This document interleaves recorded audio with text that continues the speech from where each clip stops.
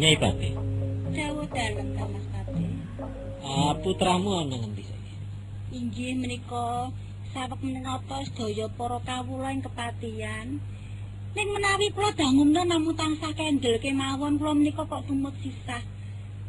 Ya sing bisa anggen ngomong marang putramu. Inggih. Sebab kuwi bocah wis gedhe. Inggih. Lan aja nganti gawe kagoling bocah ya. Inggih. Heeh. Lah menika malah namung saka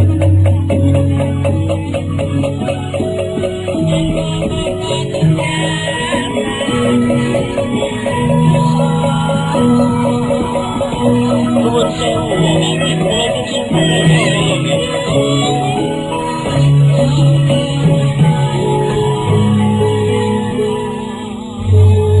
monggo nggih, lenggahipun dipun prayogaken. Inggih. monggo nggih ingkang prayogi nggih. Oh nggih, pangapunten kula katur panjenenganipun Wapati sekalian. Inggih, kula pamit. Nggih, sampun kula tampi. Mboten perlu ngaturaken kakabekti wong kalian kula kemawon wingi sampun. Kula anggap panjenenganipun nika piyantun sepuh Inggih. ing kedah kula ajeng. Inggih, matur nuwun. Ing salajengipun Wapati menika wonten kawigatos sanestunipun kula karaya-raya suwan wonten ing dalem kepatihan menika. Lajeng wigatosipun menapa nggih? Menika lak ngaten to, Wa. Kula menika nalika wonten ing pasuwanan menika ngun Wapati. Kaya-kaya putung ing panggalih los sing tanpa pepoyan. Sepisan. Kaping kalihipun menika wonten dawuh saking ngersanipun Kanjeng Paman Sultan Saud. Menapa? Inggih, mboten sanes. Pahargyan ing ageng menika ngersakaken supados dipun wontenaken minangka panglipur perangan budaya sak piturutipun. Ing mongko nalika semanten kula sampun janji menawi kula ingkang sagah badhe madosaken minangka nggih isen-isen ing pahargyan nika ingkang awujud perangan budaya sak piturutipun. Kula nyuwun pamrayogi perangan budaya menapa ingkang pantes dipun trapaken wonten ing pahargyan Pandapi Kasultanan Palembang menika. Ngeten nggih. Tenanipun manah kula rumaos kokti. Ing atasipun kula menika satunggaling pepatih ngaturi pamrayogi perkawis jumeneng.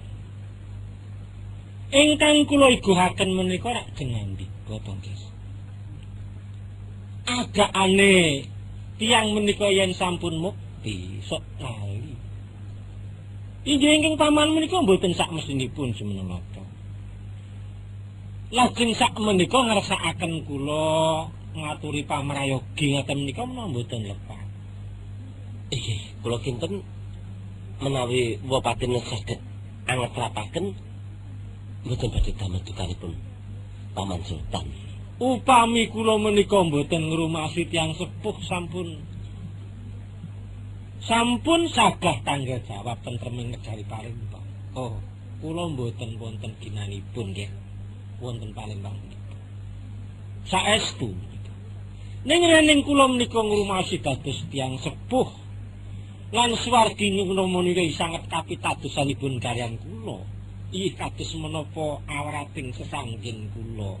No badhe kula sagahi. Sembah suwun-nuwun mekaten. Wa tegesipun sinten malih ingkang kedah kula tangis-tangisi bab menika kadhawuhanipun Wapati Sukacari. Yen kula colaken ngaten kemawon negaring Palembang badhe damel kados pundi mongki. Sak ngaten ki mawon. Inggih keparipun. Tenanipun kula namung badhe melehaken. Cara tiyangipun mlampahi ing sasar menika kula namung badhe maringi mergi ingkang sae. Inggih. Ingkang paman menika lan kula perlu badhe damel pepadang ing negaring Palembang. Sampun ngaten nggih nggih. Inggih. Perkawis parkan kula nyagahi. Oh, Namung mboten perlu kula aturaken wonten mriki mangke gampil. oh ngaten tadi. Mangke wonten negari Palembang kados pundi wusananipun, namung tenanipun kula sagah. Oh, sembah suwun saderengipun Wapati. Nek anggere pangeran tak pitados kalian kula. Keng menapa kula mboten pitados kenjang kula anggap dados. Oh, inggih, inggih. Menawi sampun sagah kula keparengan nyuwun pamit. Inggih, mboten inggih keparengan.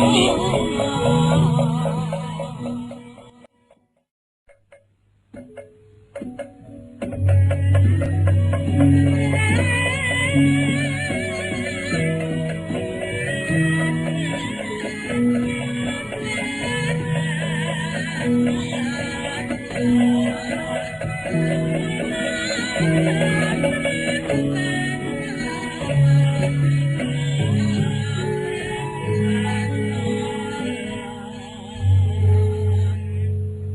Ratu. Dawuh. Dinten menika sampun kalaksanan. Kula lenggah dampar ing Kasultanan Palembang ingkang tampi palilahipun Anggir Pangeran Alamsah. Inggih menika Kanggo.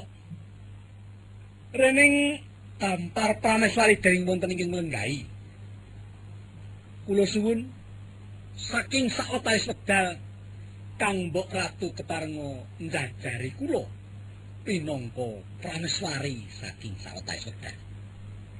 Sampun wonten kepareng dalem tansah ngesakaken dawuh Kanjeng Sultan. Inggih. Putrane Rama Ngger Alamsah. Nuwun wonten dawuh timbalan Kanjeng. Kajaba jumenenganku sing wis dibiyawarake marang kabeh para nayaka lan kawula. Lho niki. Ing ngarep paman wis tau dawuh. Kondurmu saka ing Pamulangan Agung bakal tak pargya. Apa sliramu wis kagungan pamilih tontonan apa lan pahargyan apa sing pancen dadi sarujuning atimu? Inggih kepareng matur, Paman. Estunipun kula badhe ngiras pantes badhe ngaturaken oleh-oleh kula saking Pamulangan luhur bab wingi dateng seni budaya, Paman. Kaya ngono. Ya, Inggih. tak parake. Njero apa sing bakal kunjukake ning sajroning parjan iki, Ingkang nami topeng jantur. Topeng jantur. Inggih. Topeng jantur menika angsal kula srawung kalian piyantun king saking Mentaran. Nalika semanten sami-sami dados putra siswa ing Pamulangan luhur. Jebul ingkang nami topeng jantur menika salah setunggaling seni budaya ingkang inggih sanget tinimbang menawi toplo bandingaken seni budaya ingkang wonten ing Palembang mriki, Paman. Dadi sing ngetakake ya wis ana kuwi. Sampun wonten, Paman. Kambok Ratu Malangani. Dawuh dalem. Mbok menawi mangke menika badhe nuju prana. Pun Alamsah sampun beto oleh-oleh saking Pamulangan Agung wujudipun tari topeng jantur. Oh inggih. Kula piyambak kok nggih kepengin sanget mirengaken kados pundi critanipun Kanjeng Sultan. Ya ngono ya, Ger. Inggih, dawuh. Rening dina iki kabeh wis sumakta lan sumadya. Nah, perkara pargyan sing nganggo tetingalan wujude topeng jantur saka kersamu, adi-adi saiki suwana ning paksewatan perlu banjur digiarake supaya kabeh para nayaka padha nima. Sampun wonten kepareng dalem. Iya. Inggih kasinggihan. Kene. Abdi pisan kan tak parake. Ya wonten dalem kene.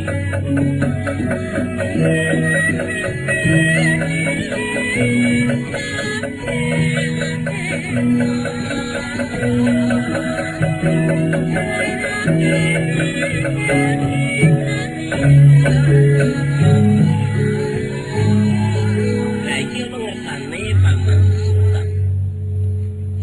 Dados kandhat mula saka iki keparengi Paman Sultan kuwi dikeparengake miwiti topeng jantung. Aja nganti muciwane lho ya. Inggih, wis kono para nyaket. Inggih. Kepareng Gusti. Ya, Kuwi saderengipun kula ngecakaken kesagetan kula. iya. Yen wonten kalepatan kula kemawon nyunggunging pangasami.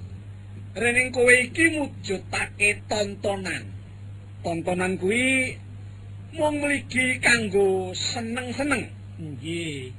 Bakal tak paringi pangapura yen ana klera-kleuning tetembunganmu sing ora bakal meranani atiku. perlu kula ngaturaken wujudan kula topeng jantur inggih kados katan menika kula saben nyambut damel wonten pundi kemawon inggih kados katen menika wujudan kula. Iya. Nanging ngaten Gusti, kula menika namung sakdermi nindakaken kesagetan kula lan pancen nggih sampun budaya kesagetan kula menika kados katen Wis balung sungsum. nggih. Iya. Nggih. Iki wujudipun namung kenging dipun mestani maca kandha nyeritakaken lelampahan kula lan kesagetan kula. Dongeng sing ana nyatane. Apa dongeng sing ngaya-wara? Dongeng kuwi ana sing dongeng kanthi kanyatan, nanging uga ana dongeng sing mung gethok tularan ngaya-wara. Nggih pancen mekaten namung kepareng menapa kepareng kula wiwiti kula badhe beksa rumiyin. Oh, iya. Sing mangke critanipun gantun. Sing ganep. Nggih, Dadi kabeh nggih. padha Nggih. maisane kuwi padha marem enggane. Nggih. Airi napa tadi? Lagi gamelane napa? Kan gamelane ya tate wae. Lendru. pripun? Larane napa? Kula kepengin ngerti Palembang dereng tau wonten. Nggih niki kabudayan saka Mentaram sing kula gawa niki. Dadi nganggo Cara gendingane apa gendingane? Yen kowe butuh ladrang-ladrang apa? pangkur lombok mak. Oh, Lombok iya, ada betul. lombok. Nggih.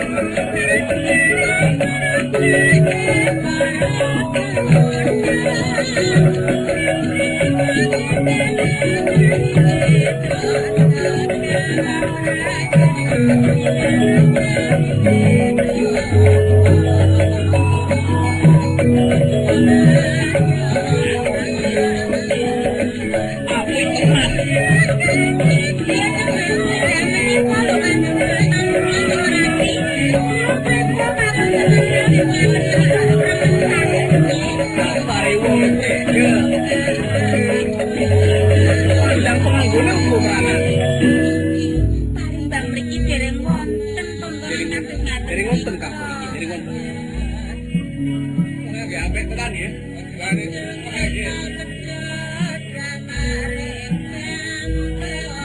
Menika pancen satunggaling budaya ing Jawi Tengah ing kebak Epirita ing ampilan luhur tanah.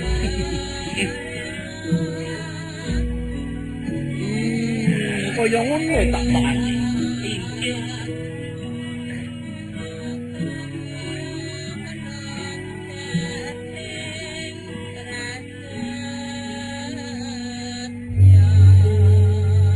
Kepareng kula badhe miwiti ndongeng Iya. minangka syarat kula anggen kula maca kandha. Jaman rumiyin negari ngatas angin menika wonten satunggaling narendra Gung Binetara. Kathah para kawula ingkang setya lan pancen adil para marta. Namung garwa ingkang dados narendra sampun sepuh dipun tilar garwa Prameswari kagungan putra setunggal teksih alit. Kabekta saking badhe nyekapi lan netepi syarat dados narendra lajeng gadah garwa malih ka Prameswari namung teksih nem ayu kinis-kinis. Wah iki narendra sepuh kagungan garwa ayu. Sampun garwa ingkang Prameswari ingkang anyar menika jebul tenanipun boten trima. Sampun dipun jumenengaken garwa Prameswari teksih tumindak ingkang elingan. Ratu ingkang sepuh menika wau kagungan kadang nem setunggal ingkang sampun dipun wisuda dados pangeran. Mekaten menika wau inggih namung kabukta saking murkanipun garwa Prameswari lajeng kadangipun nem ketarik dados sami tresnanipun. Asa sampun sami tresnanipun inggih rening sedaya menika mboten mok kaliyan badhe njangka dados ratu. Dasaripun garwa ingkang menika wau lelemeran dipun godha dening kadangipun nem saengga damel dertaing negari Sang Prabu ingkang sepuh menika mentala dipun racun saengga dumuginipun cukup tandamu tesih wonten lajengipun ayo ora perlu dibatutake ndorok karo rasaku kaya ngono menika namung crita kok ndorok ayo ta Nuwun wonten dawuh setan kowe. Wonten dawuh timbalan. Kowe nggawa tontonan ning pendopo agung kasultanan nanging nyorok awatiku kowe, Sejatine sapa pawongan iki? Lah iki kula aturi ndangu piyambak, Paman. Kowe ngerti karo lalakon-lalakon ning kraton Kasultanan Palembang, sapa kowe temene? Sanggar Singgi. Ngerti karo sapa aku?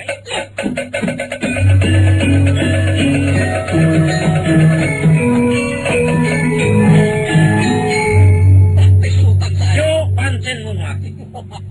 Komas kowe. Ora ngawani kiprah ning pendopo agung Kasultanan Palembang. Mung kowe ngoteh-oteh karo wadining Kraton Palembang. Aku omong opanane. Sak temene sawijining narendra sing kurang tata ya kowe. Mula kang saka iki kabeh para kawuling Palembang ana sing setya marang negara, sing ora nayoki perkara kowe jeneng ratu. Os nang sibono. Kontrol iki.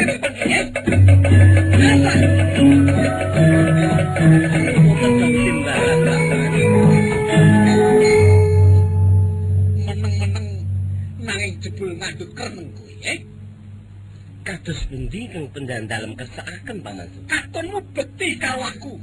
Katon sujud karo aku.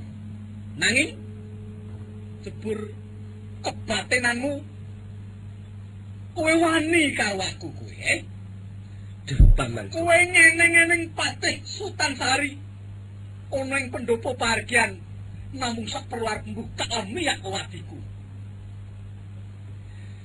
Paman Sultan minangka jejimat kula, minangka pepunden kula.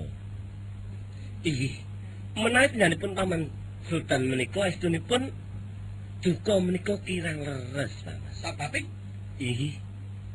Awit saestunipun ketang Wapatih Sultan Sari anggenipun nindakaken langan beksan ingkang mawa dedongengan kala wau menika kedadosan ingkang saknyatanipun.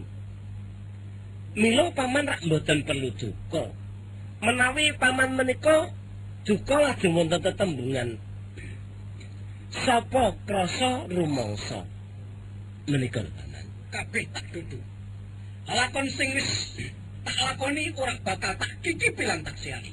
Kabeh tak akoni apa sing dadi lelakonku. Oh, dados. Kula panten sedane ki Rama aku sing dalari. Ngerti? Oh, dados mekaten tetane mlon. Lah, duh, waduh.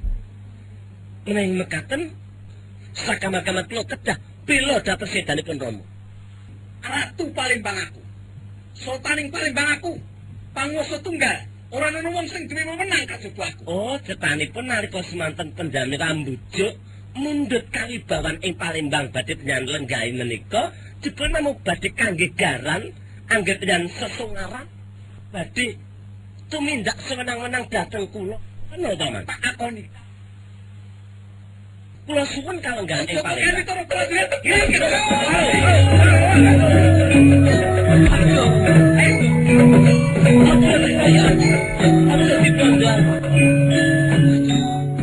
Upamane iwakku wis memboring sajroning hatir.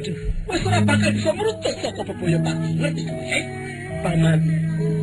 Tinimbang kula penyan bondo kados ngaten. Kula rela penyan prajaya.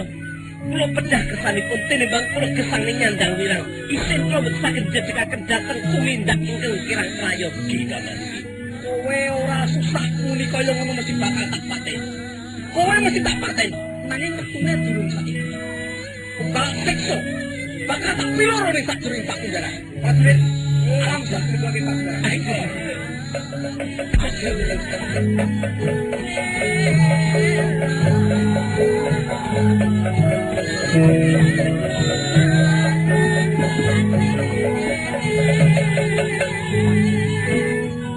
Kang Bupati, Dawuh dayang Kanjeng Sultan.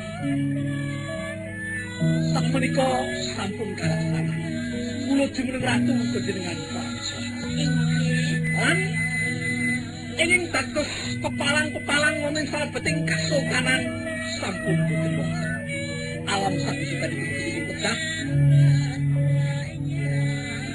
Patih Sari ugi badhe ompat saking wewengkon kasultanan. Ingin saking menika tangga, monggo. Samenika sami dipun tata murid prayogi. Monggo Kanjeng Sultan kula.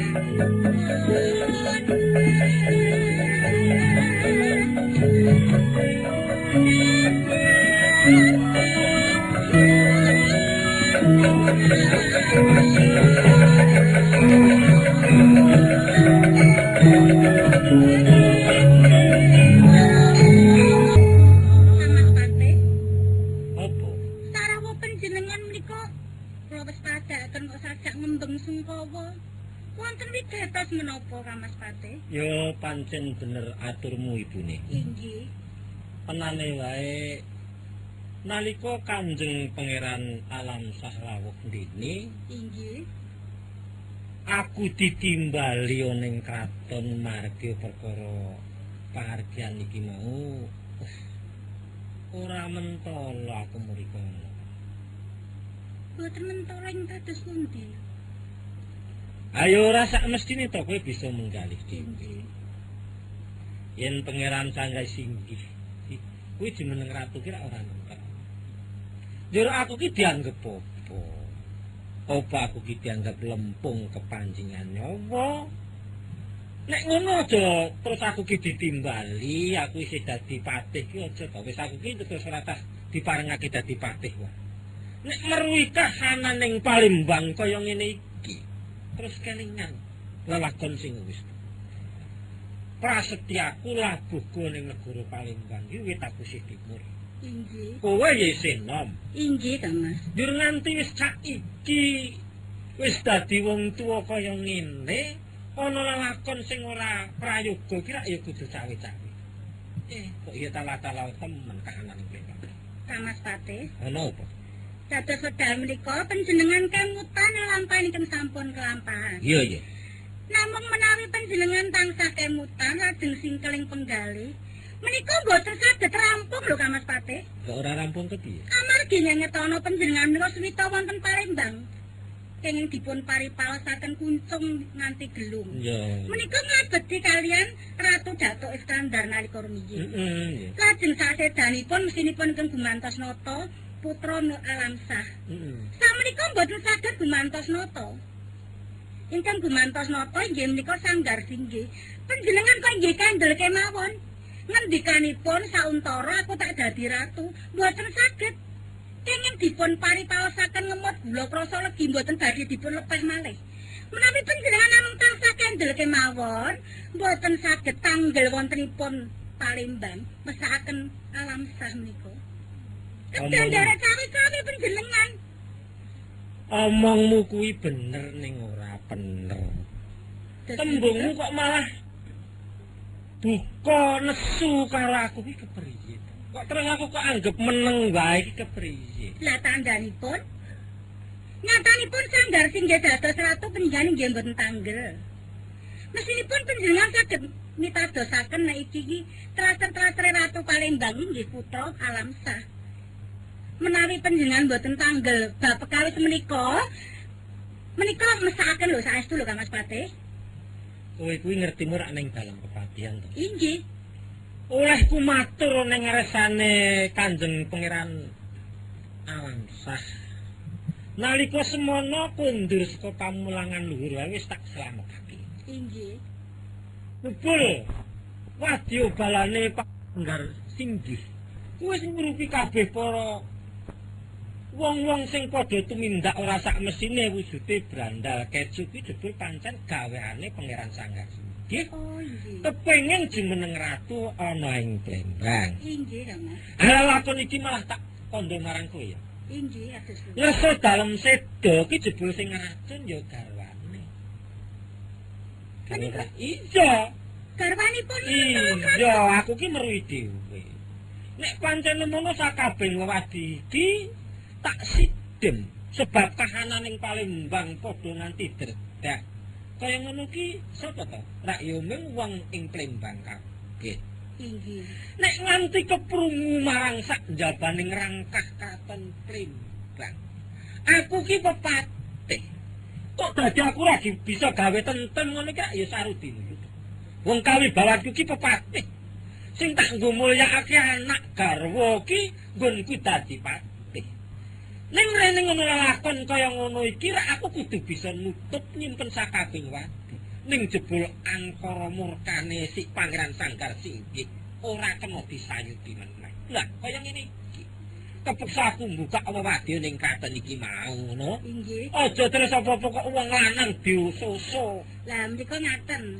Sak menika sampun cetha to. Ya. Menawi manahipun garwa dalem menika awon nyatane mentala mateni garwane dhewe. Ya. Lah sak menika boten badhe saged dados ratu sak lami-laminipun amarga dadine ratu ki sengko mateni mentala mateni garwane dhewe. Lah ini ya tak kandhani, perkara iki pancen tak pikir. Inggih. Tegese aja ana dredah Lembang kuwi. Wong-wong sing padha kena bujuke Pangeran Sanggar Singgi. Inggih. Iki tak irup mboko sithik nek bisa. Inggih. Miturut kekuatanku. Sebab wong sing wis mendem pangkat, mendem bondo, sok mengelingi awake dhewe waton cukup butuhe dhewe. Ya ta? Inggih. Buktine akeh. Bekal-bekal dimingi-mingi dine Raja Brana, lah temandang lak sakarepe dhewe dasare wong wani. Inggih Kang. Ora perlu mikir mengko piye mburine, ning pokoke kecekel butuhe ra ngono ta. Inggih. Lah nek aku ora, aku isin nek tumindak kaya ngono ki isin. Dadi aku minangka dadi wong tuwa tanggung jawabku ora enteng, ya tak lakoni. Upama aku dadi Banten, upama aku lebur luluh tanpa dadi, upamane. Inggih. Iki telah negara nek pancen pepanggiling Jawata utawa pangeran kang sifat adil aku kudu mati. Tak penehake nyawaku. Ning nek aku tumindak nalisir saka bebener, apa aku dudu wong tuwa?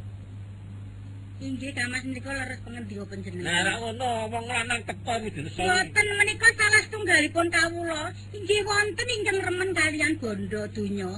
Wis atine elek ya ben digelemi amarga aku butuh bondo donya. Nanging menawi salah setunggalipun ingkang pados kleresan menika inggih temtunipun derek panjenengan kersanipun. Mila kula menawi panjenengan menika temendak ingkang kados mekaten ngendika panjenengan menika Kamas, kula lega lila lair batos kula.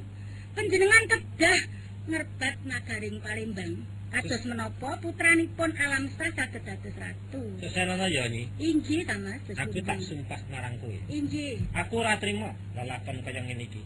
Nek negara Palembang dienggo gawe dredah marang kadang dhewe. Nek perang karo sak njabaring negara Palembangmu wis karuan lengan tekan. Ditoi pecah ndodo pecating nyawa entek-entekan ki pancen. Ning nek selaya karo sedulur dhewe iki nek bisa ya aja. Inggih, inggih Kang Mas. Ya ta? Inggih sampun ngantos. Ngene. Putramu nendi? Putra panjenengane wonten wingking kula dawuh tata-tata busana dedaran. Mbok menawi panjenengan menika ngersakaken dados wanci-wanci mboten andadosaken dukaning penggalih. Yen perkara dar lan ngunjuk aku saiki kaya wis ora arep nutukake. Kali nggih kedah ngaten Kang Mas. Ora. Mboten dar mboten ngunjuk menika. Aja ngeyel, Pak. Tekon terus ora darang ngunjukke ya jenenge piye ora? Gerbet tenang lho. Dipun cepake ngoyo-yo, dipun damelaken kok ora darang Kuwi ngunjuk. gampang. Wong urip ki rak ning kare karepe. Inggih. Ya ta? Ora ngerti to nalika aku isih timur. Nek poso pirang dina? Panjenengan Iya. sedang dinten. Anger batal mingkok kudu. Piye? Men panjenengan menika lho. Kepiye? Saged ki aku wis ra seneng saiki. Tenan. Inggih. Ngono aku tindak besiar kowe nesu aku tekan Nanti kalau mangsa menika. Ora ngono. Wong urip ki isih butuhake Inggih. kesenengan apa wae. Inggih, Kang. Ngene ya ibune. Terus Rokayan iki putramu wis akeh dewasa. Inggih. Malah rak le sinau rak ya menderek kundur karo Kanjeng Pangeran. Inggih nek kesunatan derek. Piye ngene ya? Aku marang kandha to, aku ora nrimakake kahanan Palembang kaya iki. Inggih. Dadi aku wis saged dadi wong tuwa. Wis ben kepriye wae aku kudu tancut tali wanda prihatin supaya mendung kang ngendhangu metengi negara ing Palembang iki enggal bisa padhet. Inggih, Kang Mas. Aku ora bakal golek mungsuh. Aku ora arep nganakake bantening peperangan sing ora kanggo mungging Palembang. Ora. Inggih. Dadi wong sing padha lali aku wajib ngelingake. Tenan kuwi. Ya. Inggih menika kula nderek remen manah kula menawi pinggan paring gawing kados mekaten menika. Lah iya. Ya inggih kok lha inggih lha iya lho ya. Lah kowe kaya gitu ngomong ngono kaya kok seruwe Kula menika remen menawi panjenengan dalem ngaten menika. Lah iya. Mesakaken Gusti kula alam sah menika lho saestu. Ning ya. Ratu kok ora dadi ratu bareng menika. kerangan anu kelingan alam sah aku terus kelingan. Iki ora dedak. Kala menika Iya. Bisa uga mengko njur kepiye ya kahanane tak tinggal. Aku ya anu tegese kados turun. inggih. Kok terus tak tinggal mau kepiye? Lajeng panjenengan uncar ngeten kemawon. Lah iya aku jengkel kok karo wong siji kae. Lagi mesakaken alam sah ngaten Mas. Lah iya. Nek wonten menapa-menapa. Iya. Jeneng ora dipateni menawi dipun Ngene wae. Terus pundi? Mangsa boro nggonmu ngomong putramu ngayemane cepet lho. Oh inggih inggih. Aku tak lunga saka kene. Aja kowe nganggep aku lunga terus ora tanggung jawab aja. Kowe senenganmu ya terus biyan wis tuwa. Ngene ya. Mangsa boro. Inggih. Saiki tak ilmu. Nek ana wong takon Gusti Pati ning timbuh ora ngerti. Oh inggih. Ya, ya. Ngatos-atos lho inggih Antun Mas. selamat ya. Inggih sembah kula ingkang derek panjenengan.